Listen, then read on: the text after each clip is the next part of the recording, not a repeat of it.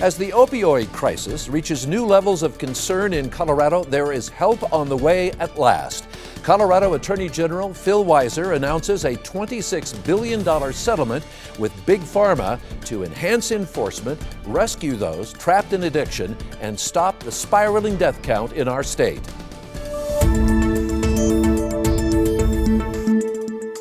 Hello, everyone, and welcome to the program, as today we will detail how Colorado plans to rescue possibly thousands across the state trapped in the long, dark tunnel of opioid addiction, using literally hundreds of millions of dollars coming from the pharmaceutical industry that literally put all of this misery into motion. We have an expert group in our studio today, but first, this look at where we are and what's coming in terms of an enormous financial rescue.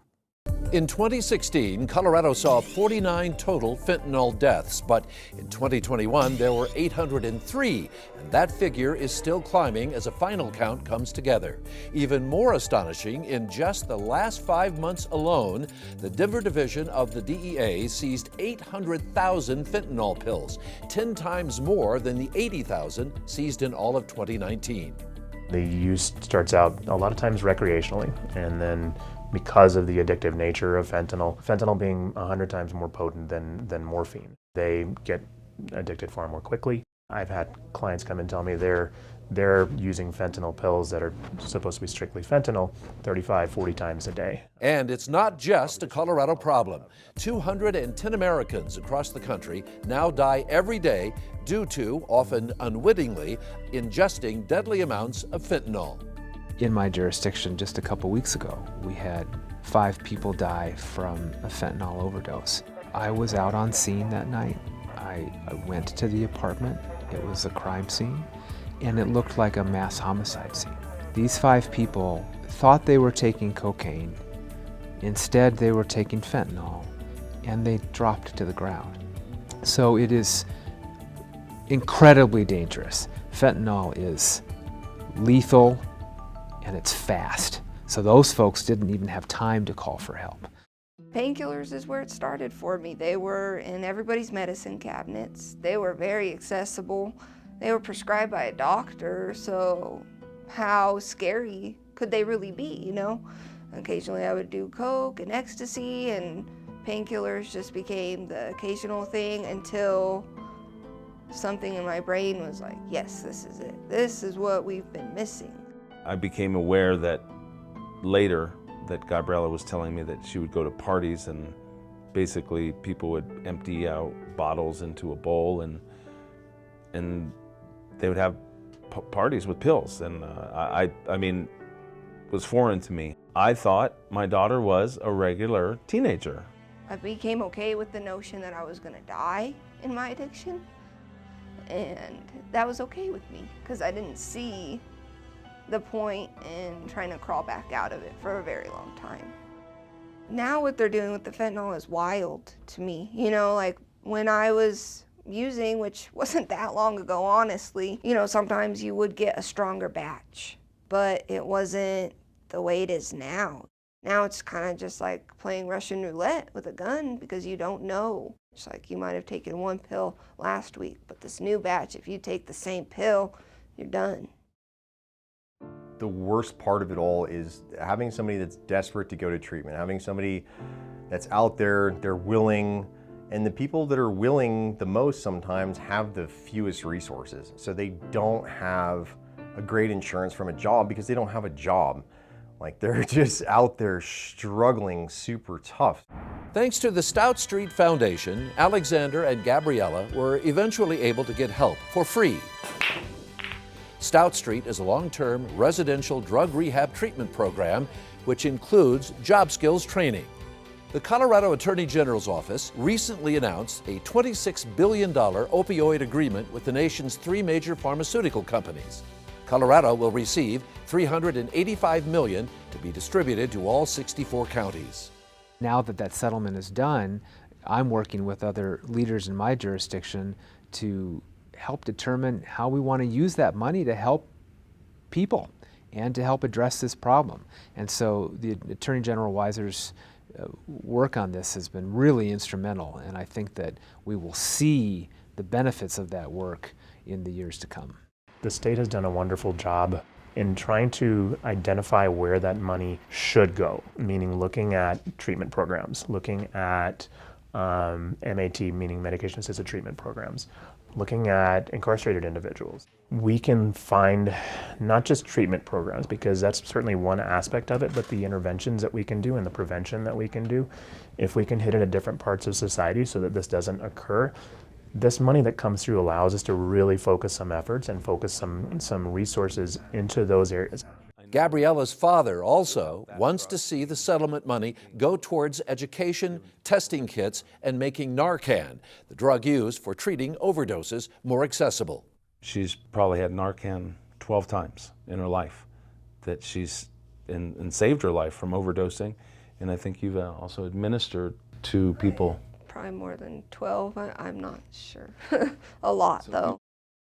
I think everybody should be afforded or given an opportunity to pursue some kind of treatment for themselves. If you get one person sober, the chain effect of the number of other people's lives that are impacted greatly by their sobriety is just crazy.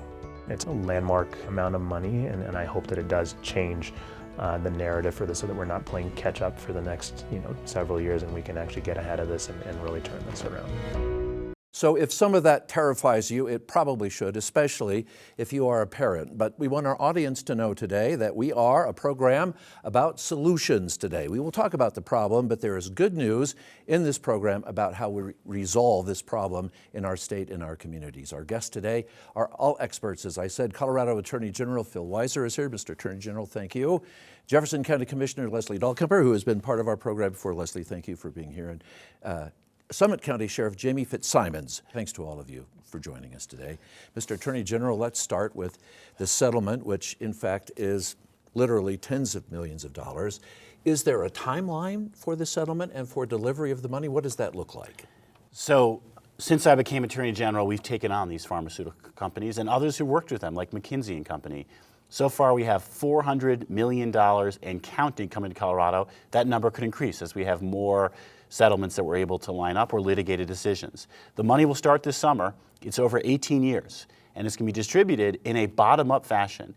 90% of the funds are all going to the grassroots, the regional bodies like one led by our great commissioner, and they have a challenging work to do to build more treatment, recovery, awareness, prevention, and appropriate harm reduction. We have to work together, as you noted, to save lives. We lost more people to drug overdose, mostly opioids, in the last year than ever before. More to car crash deaths and gun violence deaths combined. So we do have some good news coming. This money we brought back, and now the challenge is, how do we put it to good use? Right. It's staggering as you look at the numbers, and they are escalating. And Lesley, there are 64 counties in the state who back this 100%. Most of the state's municipality, how anyone could stand on the sideline for this, I'm not sure. There might be a few, but there is so much grassroots support for this program.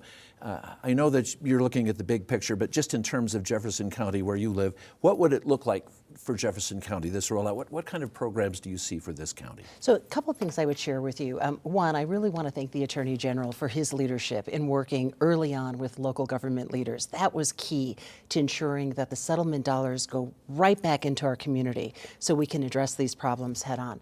What does the situation look like in Jefferson County? Well, when we look at the increase of opioid overdose deaths, we saw a 59% increase from 2019 to 2020 alone. So we take the work that we have ahead of us very seriously.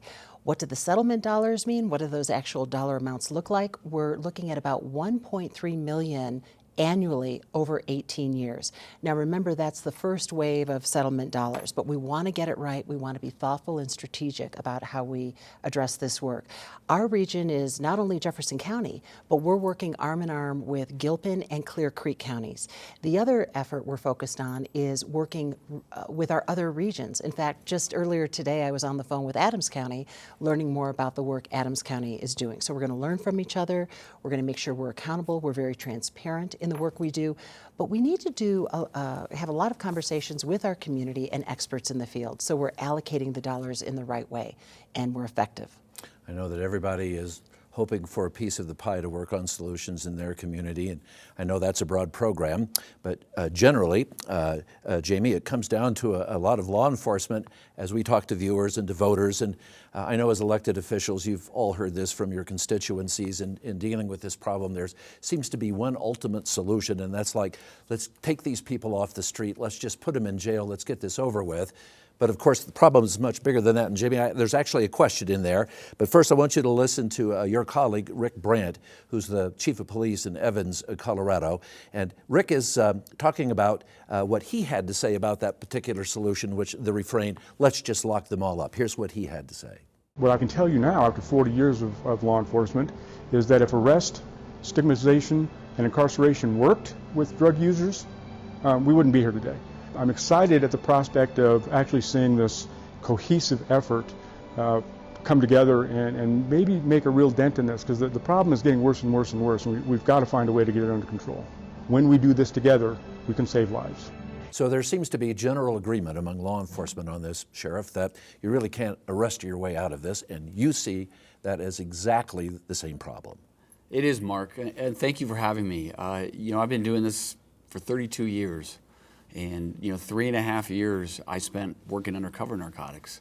And I can tell you from the front lines that we cannot arrest our way out of this. We've been talking about this war on drugs since I came into the business, and we're still talking about it, and there's really no change, right? There's more drugs than ever coming into this country, and also this state. So, we really got to look for other ways to mitigate this problem. And as the Attorney General said, we got to start focusing on saving lives. We got to focus on harm reduction, on treatment, on getting people help they need. The answer is not locking people up and sending them away to jail. Now, that's not to say the people responsible for bringing these drugs should not feel the full force of the law. But the people that you and I know, that our family members, our friends, that are struggling with addiction, and not in trying to separate the criminalization of addiction, right, and destigmatizing it. We need to help those people. We need to get fentanyl testing strips out there. We need to provide treatment. We need to provide therapy. We need to do whatever we can to start saving lives. I want to talk to you about I-70 and the cartels and what have you, but Mr. Attorney General, you made a very good point.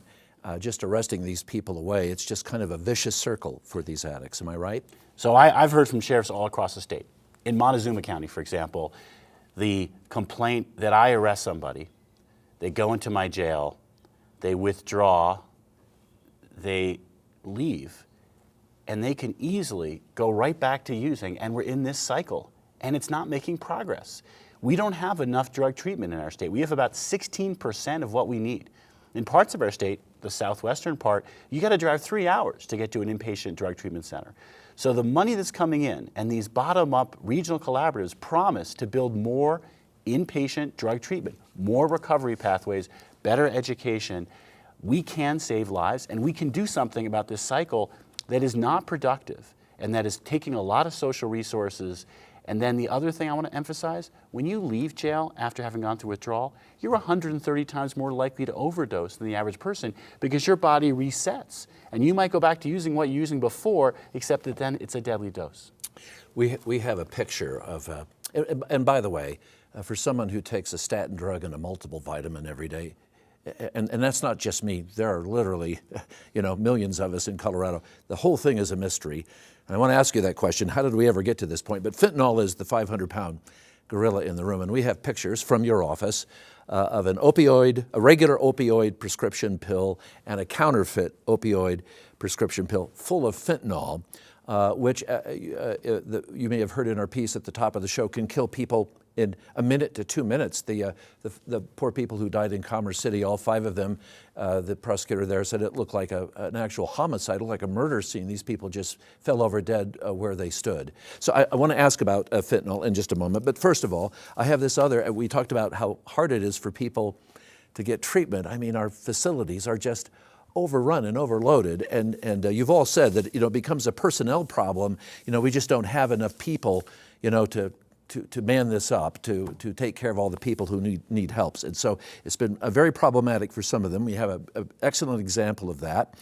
Here's a story from an addict who is now a peer recovery coach, helping other addicts. So she knows the landscape, and she initially hit the bottom, went for help, and then was told there was no help. And that's what this looks like. I was prescribed 360 pills in a month period after I had gallbladder surgery. I was hooked. The doctors had cut me off, and I had gone to the streets to start buying pills. I lost my apartment, I lost my home, I lost my job. So I was literally sleeping on the train tracks at the Fort Collins Rescue Mission. I had to get some clean time in me so that I can get into treatment. I went to go check myself into that treatment center, and I had like 27 days clean off of heroin at the time. And they turned me away. There's a lot of shame and guilt, right? So a lot of people don't want to come out and talk about their story. My experience has been is you either have to have a lot of money to get into treatment or go cop up a bunch of felonies, and the justice system will put you in a treatment bed. And that's not okay. So, Mr. Attorney General, you mentioned the number 5,000 Coloradans dead since 2009. Here's a young lady, now thankfully on the road to recovery, but was heavily addicted, got pills from her doctor. The doctors told her no more, and she goes to the street. And immediately she's in immense danger. And we're going to talk more about the cartels and why in a moment. But this is a real problem, and I guess that my question is, there is a question in here, is that the money will provide help for individuals like this seeking treatment. Right. Yeah, so here's the painful point. Too many people, like the story we heard, got these pills, prescription pills, got addicted, then couldn't keep getting them, went to the street. What we're seeing on the street now, I know we're going to get to this, are pills that are fentanyl, basically, except they're deadly. And people who think they might be getting even a Xanax pill on the street could be getting fentanyl, and they're dying. So if people are struggling, we need to get them help and get them off of this dangerous drug. Because if you're buying it on the street, you're playing Russian roulette. People ask me, when did we cross this line? And as a journalist following it, it was this huge opioid crisis. It was a prescription pill crisis, and suddenly it's a poisonous, deadly fentanyl crisis. So I'm really not clear when we made that transition to this more powerful drug. It's been a 25-year journey. It starts with Purdue Pharma and the Sackler family in the mid-1990s getting OxyContin basically authorized for a use that, as we look back, we all need to be ashamed that this happened. We pushed out these pills telling people we were helping them, but really, more and more people were getting addicted and then having to turn to the street to buy opioids. What happened over the last decade is we've been cutting back on these prescription pills. About 44% less of them are out there than were a decade ago. What's happened is nature abhors a vacuum. Other counterfeit pills are taking their place. These counterfeit pills, over the last decade, it's been sort of starting with very little, but over the last 3 years in particular, it's going up like a rocket ship, are getting pushed out there.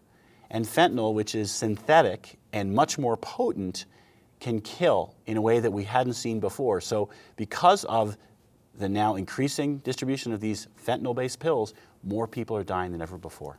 Commissioner, I talked to a lot of people, a lot of them from Jefferson County, and what I discovered is that there are a lot of people who know someone in their family or their children know someone in their school who's been impacted by this, and it's reached that level, it appears. So maybe we're severely undercounting a lot of the abuse in the state. Well, you know, our data shows that 1 in 10 Americans suffers or lives with a substance use disorder. We think that number could be even higher, but that's the data from our Jeffco Public Health Department. I think there's also optimism and hope when we look at the 22 million Americans who are in recovery, and that's what we're focused on here in our region. We're looking in Jefferson County, Gilpin, and Clear Creek County at how we look at treatment, education, how we make sure that mental health availability is there. You know, that's one of our challenges, is the capacity, the number of therapists that are needed. If we talk with the Jefferson Center for Mental Health, they will acknowledge that it's an issue we've got to work together on. But we've got the right people around the table to address the issue, and we also have a 2-year plan we'll put in place, so it's very transparent in terms of the work we're doing and how we're solving these problems together. So we need these professionals to come out of colleges. I mean, we don't have enough of them, obviously, right now, right? We need people to be trained and to go into this profession to help these people. Right. It's a huge piece of the puzzle that we're working on right now. Is there money for that in all of this? I think that's something that we'll look at, absolutely. I mean, the timing of these settlement dollars coming into different counties and regions across Colorado is incredibly important because it will help us address some of those very issues.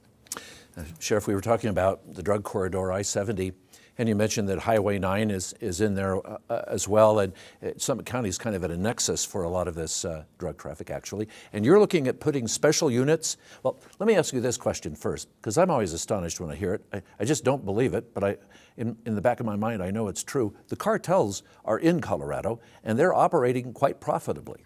Yes, it's true. They're here, and the more they operate profitably, the more they're going to stay and embed themselves. And you want to put together a special unit, you're thinking about putting together a special unit to patrol this drug corridor and maybe stop some of the drugs at their source. Well, yeah, I mean, I recognize that it's twofold. I mean, we have to do something, we have to continue the interdiction fight of seizing these drugs at the same time of providing help to the people that need help. When I say the war on drugs, we've lost it, it's that we can't give up that end of it either. And so, you know, I'm starting a narcotic canine detection unit in Summit County this year to just try to do our part and help State Patrol on these state highways that go through Summit County to seize some of these narcotics. Now, again, that's one side of it. And when we say we can't arrest our way out of it, we absolutely should be focusing on these people that are bringing this amount of narcotics into the country or into the state. But at the same token, these people that we've talked about here today on your show that are dying, our kids in the community that are buying a fake opioid pill on the street and dying, they're not the same people, and we need to help these people. So the cartels are here as long as it's profitable. The Attorney General did a great job of illustrating how we got here. But you know, when we went after Big Pharma and we went after the doctors and we reduced prescriptions, we left all these addicts in the middle without treatment. And that's the hole now, that's the gap. And so what happened is they went to the streets to buy narcotics. And in the beginning, many of them went to heroin because they figured out really quick while there were still real opioids available on the street. In other words, people that had leftover prescriptions that were selling them, while there was that still available, you know, the cartels came along and said, hey, heroin's a lot cheaper. Try this high. And you can get a lot higher, a lot faster, a lot longer with heroin. So we got a lot of people addicted to heroin. And then when the real pills ran out is when the cartel again figured out marketing. We've got all these addicts. Let's start flooding the market with fake everything pills. I mean, I tell people all the time, if you're buying any drug on the street that's illegal, any illicit drug, it's going to have fentanyl in it. No and kidding. fentanyl was brought in because of its addictive properties, but more so as a filler. It is absolutely the cheapest drug that the cartel makes. And if you saw, you know, where communities get confused is when you see these commercials about Big Pharma and they show people in lab coats and making, you know, mixing chemicals. That's not who's making these fake pills. These are people, if you saw the intelligence coming out of Mexico and Central America, these are people in jungle tents at gunpoint being made to just throw ingredients together and press pills. People find that, as I talk to people, I find it amazing. Yeah. I find it just incomprehensible that they get in so easily. I don't understand how all those pills get here so quickly and easily. So fentanyl is concentrated. So 4 grams of cocaine is what one person would use to get high. 4 grams of pure fentanyl could kill a couple thousand people. Really? So it's so concentrated. When they bring it here, and Jamie's right, they may press the pills in Mexico. There's some pill pressing that's happening here in Colorado even when they bring it pure. We need better technology at the border so we can actually stop it coming across. These are coming across in cars on the border. just because it's so concentrated from labs in Mexico. So we're working on getting better technology to interdict at the border. We're working at going after these cartels. We need better resources to hold them accountable for basically pushing out poison. And Jaime said it really well, for those struggling with addiction, we need to give them help, because for every person who can't get help, they are one pill away from dying. Because it's so deadly in its concentrated form. And in fact, part of the money, as I read for the release from your office, there are these algorithms that will be developed so that you can track them from Big Pharma, the three big suppliers of opioids, to the pharmacies, to what appear to be suspicious buying patterns. So that helps you go after the seller and not the, am I right, and not the user. That's the whole idea. Yeah, we believe we've got our arms around what had been the big part of the problem. Big Pharma knowingly was pushing out these pills. If you look at, and we filed cases against Purdue Pharma, the Sackler family, McKinsey and Company, they knew what they were doing. They were working with doctors who overprescribed and encouraging and rewarding that behavior. So it was pushing out these deadly and these addictive pills. We now have in place terms that will stop that. Unfortunately, we have this new threat, the cartels pushing out these fentanyl fake-based pills. And part of what we have to do is get the word out. So we're working on an awareness campaign to tell people what the Drug Enforcement Agency says: one pill can kill. If you get these pills in the street, just like the sheriff said, you are playing Russian roulette with your friends, with your life. We gotta get people help, and we gotta let people know it's too dangerous to buy prescription pills on the street. So much misinformation about it, you're correct, and no education about it. I mean, they're illicit drugs. In our piece today, this little girl who says she took Narcan more than a dozen times coming back from a fentanyl overdose, which, I mean, I have a million questions, but Boulder County School District was among the first in the state to say we're putting it in our schools. Do you see that as a statewide trend, perhaps, for schools, since so much of the abuse is among children? I actually think everyone should have Narcan in their car. Every law enforcement agency should have Narcan. Every urgent care center, every emergency room, every school, everywhere possible. These drugs are everywhere. For anyone who takes fentanyl particularly, but other opioids, their lives are in the balance. What can save lives when it's happening? Narcan. You can actually save lives. I just have to build on that comment as well. I agree completely with the Attorney General. And in Jefferson County alone, 261 lives were saved last year thanks to Narcan. That's significant. And what we're also seeing in our community is more people stepping forward to get trained in how to use Narcan, which really is a simple process. And to those people, I want to say thank you. And to others who carry Narcan or who would consider this, please help us with this, because it really can save lives. And when we save lives, we can help get people on a road to recovery, and that's what matters most. Yeah, I've seen it administered. It's kind of, I mean, if you're not a medical person, and if needles make you nervous anyway, it's a really a fairly jarring thing, but it works instantly. I mean, people start breathing immediately is what I saw. Mm-hmm. Yeah, every law enforcement agency in Summit County carries it. We give it away at the front door of the Justice Center. We give it to every inmate as they walk out of the jail. So we distribute it far and wide.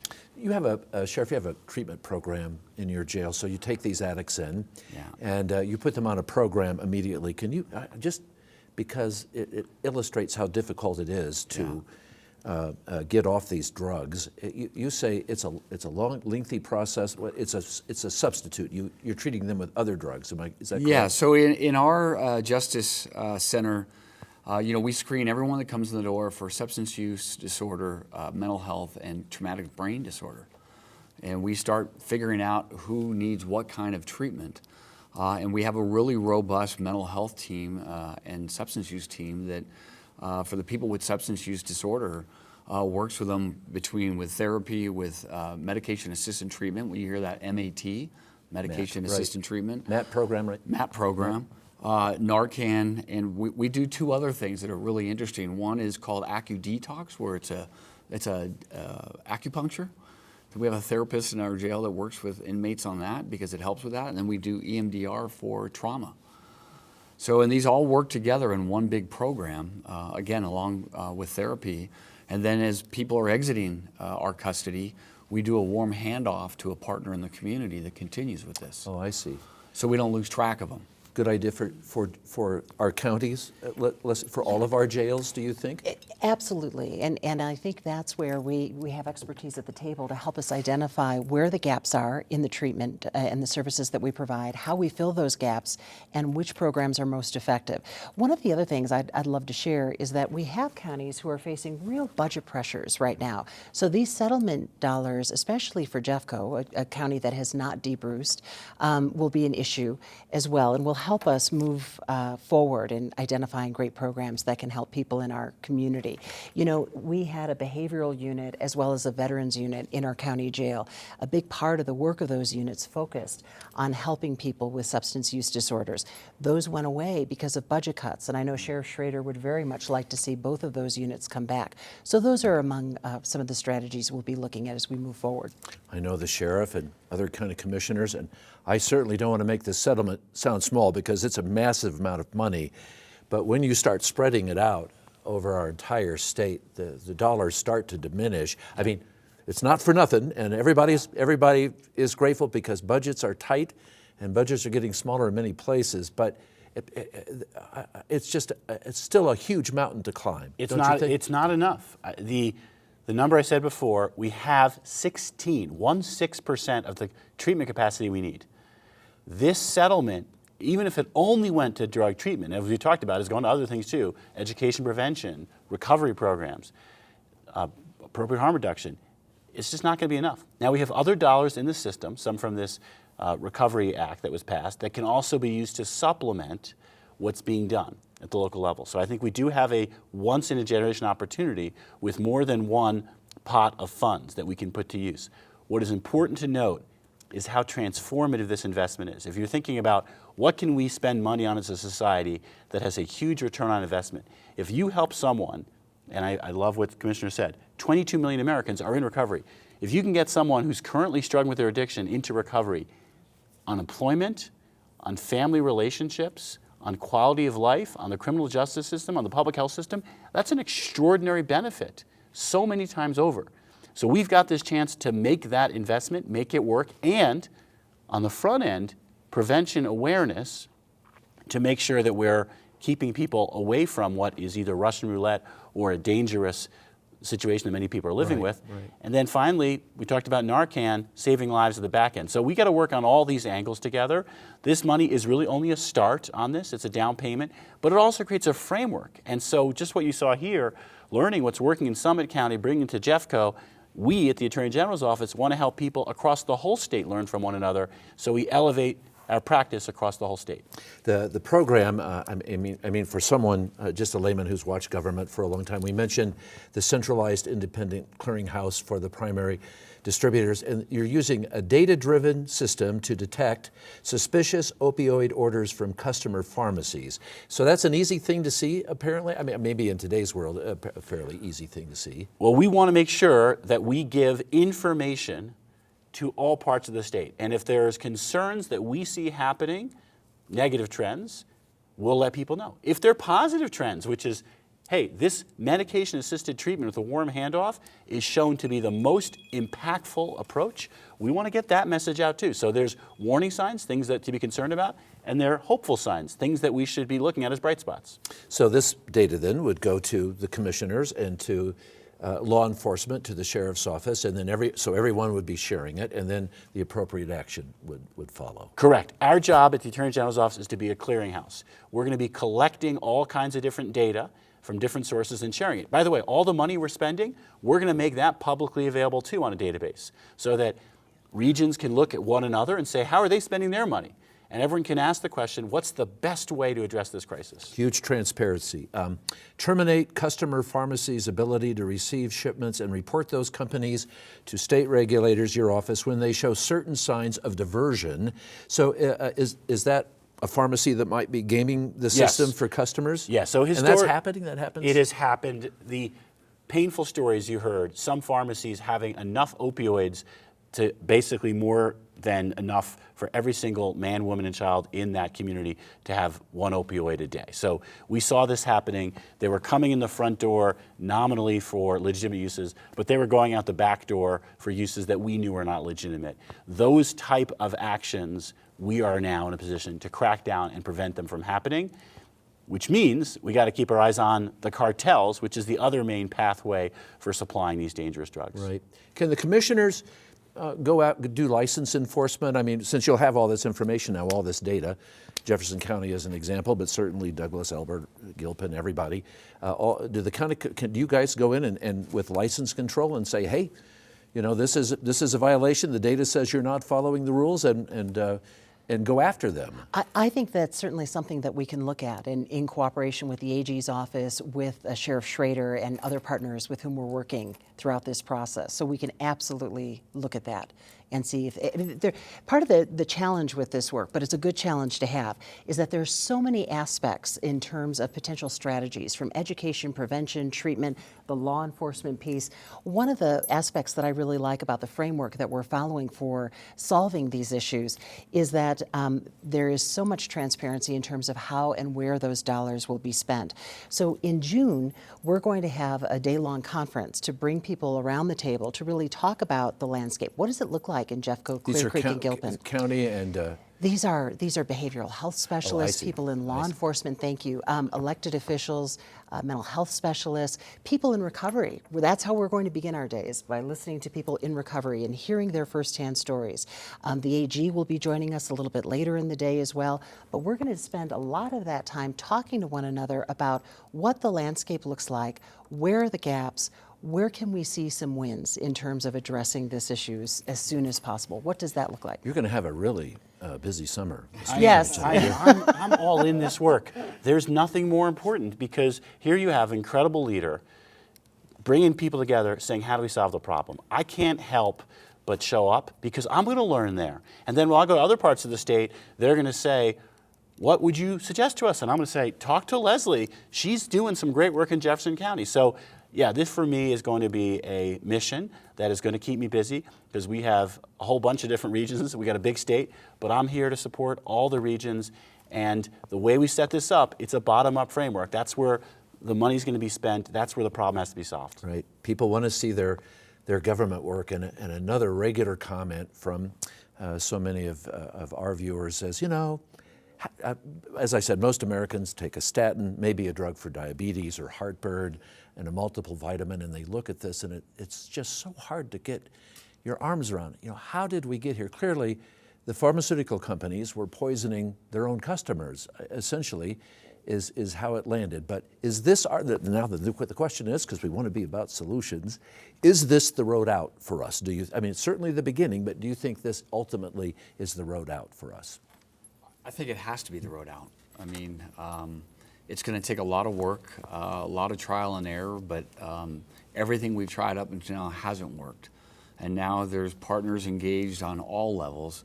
I mean, when the Attorney General says he's all in, he's all in. I can tell you he's all in. So it's going to take all of us. It's going to take this sharing. It's going to take this framework that the Attorney General's office has built, you know, when he talks about the bottom-up framework. And that we are all sharing ideas. We are all coming together in a way we've never come together before, because it's literally affecting our own families. Everything. It's everybody. As a professional, everything that you do, for sure. Yes. Yeah. You're all such nice people, but I've seen you bulldog solutions before. I mean, you're a fairly determined group when you're going after. I'm sorry, Lesley, I interrupted. You wanted to... No worries. I was just going to build on that by saying, at the end of the day, AG Weiser is going to say to our region, what are the outcomes? What happened as the result of how you invested these dollars? Results-oriented discussions. Absolutely, and that accountability is critical. And it comes back to some of the points you made earlier about members of our community saying, what are you going to do to fix this? So we can't help but collaborate and partner, because we go further together, and that's what's really important in this work. Right. Tell the Attorney General, they said, tell the Attorney General and the Sheriff and the Commissioner, lock them up. That's what people are so frustrated by it. You know, they should be, because listen, this problem has multiple sides of it, and there's not one side that is one answer. So when you talk about those drug networks where people are knowingly distributing fentanyl, pretending it's a Xanax fill, and people are dying, damn right you should lock them up. Right. They're causing death of Going people. after That's where the problem is. Right. Now, not the users. For the user who's struggling with an addiction that's destroying their lives, Putting them in jail doesn't do anything other than lead them to withdraw from their use, leave, and go back to using again. Right. Unless you're doing what the sheriff here is doing, which is you're arrested. The answer is, okay, we're going to give you medication-assisted treatment. And when you leave, we're going to make sure we give you a warm handoff so you can rebuild your life through recovery. That's what progress looks like. Right. Another tenet of the plan that I wanted to mention, prohibit shipping of and report suspicious opioid orders. Right. So there's not a lot of legislation. In fact, there's none for fentanyl just yet. Am I incorrect about that? We're working on it. I know it's very early. Yep. It's very early. We're working on it. And I know that they're looking at long-term penalties for suppliers. And the bar is set pretty high for 50 pills, but then I think one expert made the point most of these suppliers easily have 50 pills, and I know the sheriff has seen that probably in the users that he's arrested, that they have far more than that. So maybe the bar is set lower than I think. The sellers we see. Or I'm sorry, not users, the sellers. Yeah. The sellers you see with more than Clear 50 distinction. pills. Yeah, absolutely. Yeah. And so I think what people need to take away from this is that we're going after the sellers, and we're going to help the users because there's really no option. Yeah. There's really no option. Lock them up. Right. Yeah, the Right. sellers are causing death, and we're seeing it again and again, and we need to hold them accountable. For those people who might be using, we first want to tell people, be careful, because you made the point earlier, it's our kids. When we were growing up, someone might say, here, have this beer. Now it's, here, take this pill. And you're taking your life in your hands. Right. And so all of us as parents, and I've got 2 teenagers, we need to be terrified about the mental health challenges, the substance abuse challenges. It is much harder to be a kid right now, and the threats you face are more severe. So we need to be smart about how we go after this, and the plan we have and the people we have, I am optimistic. We've got a smart framework in place. We've got incredible people collaborating with one another, working to solve this problem from multiple angles. So just what the sheriff said, this plan has to succeed. I believe it's well designed. And in our office, Heidi Williams, former mayor of Thornton, is the head of our director of opioid response. She's done an amazing job going all across the state, building a team so that we don't miss this opportunity. The challenge is we're not going to get another opportunity like this. This is a once-in-a-generation opportunity. Right. We need to make sure we save lives. We have to seize the moment. And all these parents that I talked to, and I had no idea that you were a parent as well, they're terrified now. But it seems like it took us a long time. I mean, did parents just not know? One of our victims says she'd go to a party and people just empty pills into a bowl, and that's the party. I mean, I've never heard that before. That was an astonishing thing. No, to me. I have heard that, and I too am terrified as a parent. I have a 19-year-old who's in her freshman year in college right now. But I remember talking with her very early on about issues that we've been raising here today and my concerns about that. And you always have to take kind of a delicate approach, but you have to talk to your kids, and you have to talk to them in a way that you're doing more listening, really, than talking at. And that's so incredibly important. So I'm taking off my commissioner hat and putting on my, and speaking today as a mom. We've got to help our kids navigate this. It is very difficult for them. When my daughter said, look, Mom, I had exposure to drugs in middle school, that's concerning to me. But we talked through that in middle school, and you hope that you provide your kids with the skills they need to navigate this when they're in school, and to protect themselves as well, and to look out for their friends. I was also astonished at how young some of the abusers are. Yes. We're talking, Yes. well, middle school kids and younger. Yes. I was astonished by that, and I don't know how that culture gets started either. Maybe it's a peer pressure thing. I don't know, but I was astonished at the age of some of these kids, and I know you've peer pressure seen and it. social media. It's all the things that kids have at their fingertips today. You look like somebody's kid, and maybe not a parent yet. But I'm a grandparent. a grandparent. A parent and a grandparent. Well, so you're very close to the issues that all these parents shared with their children, and as the AG said, they're just terrified beyond measure, and just discovering, how serious it is. So serious that we need Narcan in our schools now to save lives. I mean, that's an astonishing moment to arrive at. And we're moving towards fentanyl testing. Being able to give the ability to people to test their drugs. Really? Yeah. Wow. To see if there's fentanyl present. I mean, the The future to me is, you see, and it takes place in Canada a lot, is called drug checking, where people have the ability to test their drugs, and they test for fentanyl. They can dispose of the drugs right there without fear of prosecution or arrest. Oh, for heaven's sakes. Because that way you don't put the, if Right. people are flushing it in the toilet, now you're putting it in the water system. Now you have the same problem. Right, So that gets to 2 points I wanted to make, which is one is we're going to come up on a National Take Back Day to get rid of those. So the point about why do people have those drugs they pour into the bowl? Because someone brought home their drugs and they put it in the medicine cabinet and the kids took it and said, here's our party drugs. So we need to get these drugs disposed of properly. If you've got those pills in your house, National Take Back Day, you can Google it. There are places you can dispose of them. The second, That's coming up? Coming up soon, yes. The second thing is we need to make sure we destigmatize these conversations. For people who are struggling with addiction or struggling with their mental health, they're often afraid to say something, which means they're not getting help. So we have to create an environment where we say it's okay to be struggling. Right. Your colleagues made a great point in our pre-show discussion about all the dollars we've spent on mental health. Yeah, we need to do with substance abuse what we did with mental health. Right.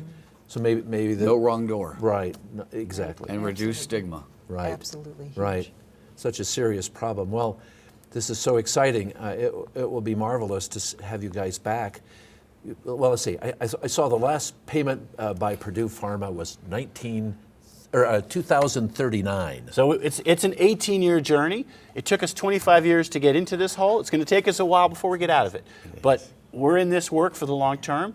We look forward to making progress and updating you on it. That's marvelous. Well, I'll have you all back before 18 years, maybe. that might be a stretch. Gee, I hope I'm still here in 18 years. Yeah, exactly. Well, good luck to all of you in this. It's so important to our state and our community, and to so many parents, people who support law enforcement, who support their government officials, who just want help. I mean, it was. Essentially, I had a large meeting with a lot of parents, and it was essentially a cry for help. And there was a lot of finger pointing, and it was a 92-minute discussion about it, and a lot of lock them up because people just want a solution right now, and no one's really sure which direction to go. So I know there were a lot of questions for you, none of which we got to. I'm so sorry, but a lot of parents will be watching this, and I think take great strength from knowing that, in fact, the posse has arrived. You're kind of the tip of the spear, the three of you, in all of this, and help is on the way. I think you would agree. It's also important to note that the users, when we talk about awareness and education and parents being afraid of their kids, and it's not just the kids and the users that should be afraid. I mean, the people that are now trying to revive the person that is overdosed is in danger. Right. If they have fentanyl on them and someone touches that, they can also be exposed to it. Really? Yeah. This is another fact that that's I'm astonished parents, at. that's law enforcement, that's EMS, that's hospital staff, that's anybody who tries to help. I had no idea.